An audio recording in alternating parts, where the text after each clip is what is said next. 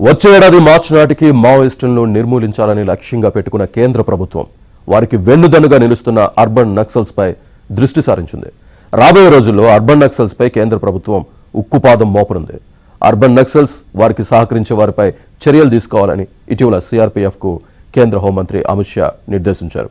నక్సల్స్ ప్రభావిత రాష్ట్రాల్లో తెలంగాణలోనే అత్యధిక సంఖ్యలో అర్బన్ నక్సల్స్ ఉన్నట్లు గుర్తించిన కేంద్రం వారి కదలికలపై నిఘా పెంచాలని కేంద్ర దర్యాప్తు సంస్థను ఆదేశించింది. ఇందులో భాగంగా ఇప్పటికే పలువురి సోషల్ మీడియా అకౌంట్లపై ఎన్ఐఏ అంతర్గత విచారణ జరిపింది.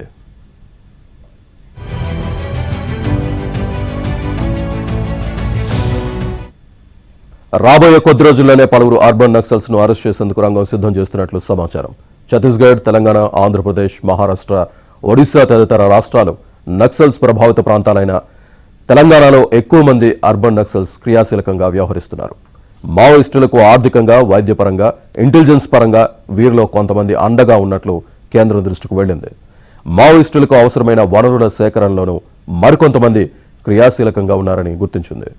కొన్ని విద్యా సంస్థల్లో మావోయిస్టు సానుభూతి పరులను పెంచుతున్నారని, సాహిత్యం, ప్రసంగాలు, సెమినార్ల ద్వారా అమాయక యువతను మావోయిస్టుల వైపు ప్రభావితం చేస్తున్నారని భావిస్తోంది.